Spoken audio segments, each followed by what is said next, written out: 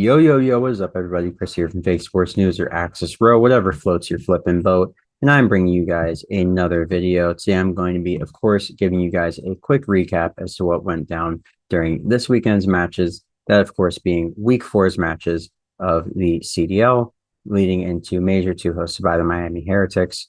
So just looking at things as a quick aside, I'm doing decently. I'm top 600 in pick'ems, and I had a really bad day yesterday.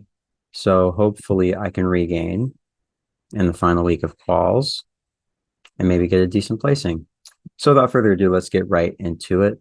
So we kicked things off this weekend with Optic Texas taking on the Boston Breach. You guys know I was expecting this to be a 3-0 in favor of the Green Wall. I thought they would be in better form just because I thought there were some encouraging signs. Boston, of course, they were very competitive in the veto process of this series, and that's where they really gave themselves a fighting chance. They won 2 maps, and they looked great, but Optic was able to get the dub in a dominant Game 5 performance. I believe they won the Terminal 6-4. So in our next series, we had Faze taking on LA Thieves. Not really a lot to take away. Very, very, very dominant 3-0 from Faze. Thieves are looking a lot better, but Faze are just the better team. Our next series, of course, the last of Friday, we had the Carolina Royal Ravens take on the LA Guerillas, and the Ravens looked really solid. They handled business 3-1. The Guerillas took the S&D 6-2, I believe, on High Rise. I think it worked. So yeah, that was a solid day of matches. Of course, everything pretty much went according to plan. All the favorites in those series won. The only hiccup was, of course, the Optic Texas 3-2. That one came down to the wire and was almost an upset, but they did correct. And yeah, they got back. So in our next series, of course, the first start Saturday's matches, we had the Subliners taking on Guerillas, and Subliners just farmed some LAG points. The LAG points are back. That's all that can be said. Surge took on the Rokkr. You guys know I was backing Surge. I said I had no faith in the current state of the Minnesota Rokkr. Yeah, that aged like milk. I'll say 3-2 because they got no ice. Yeah, fuck that. Where the hell all the 3-2. ice go? Yeah, Seattle. Remember from a few weeks ago, I accidentally said Surge 3-0 Faze. I got you. Wait, where the hell all the ice go is a Surge meme.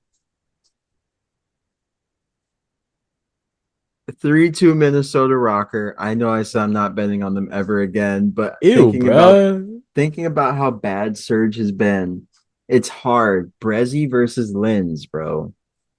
Lins versus Abuza. He's eating those guys alive in game five, probably. Bro's gonna get scammed. Bro's gonna get scammed. Yeah, he's gonna get scammed.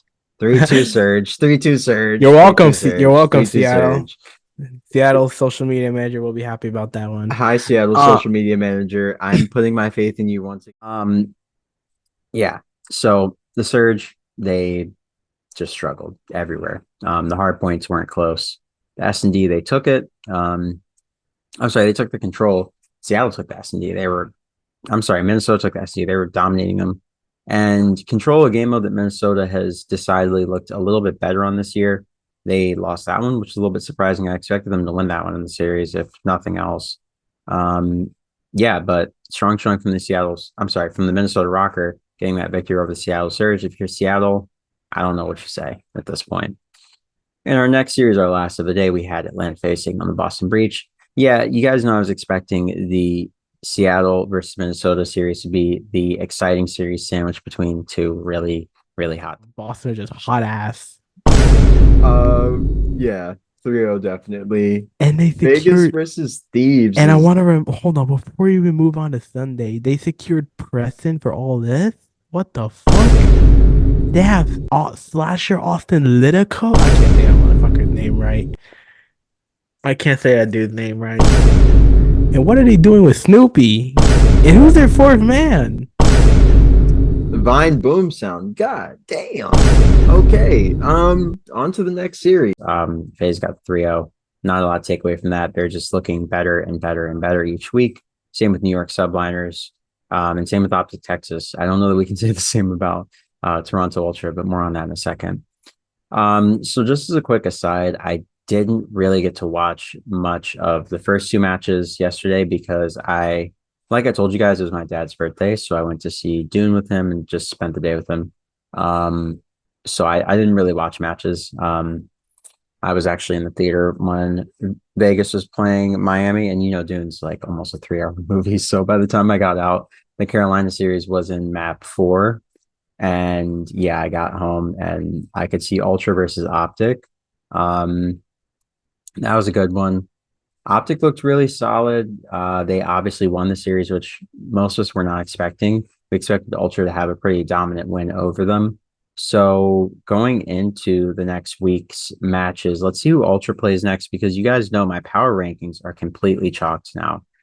So I'm gonna have to come out with a new power ranking, I guess. I'll come out with that, put it out on Twitter later today at time of upload.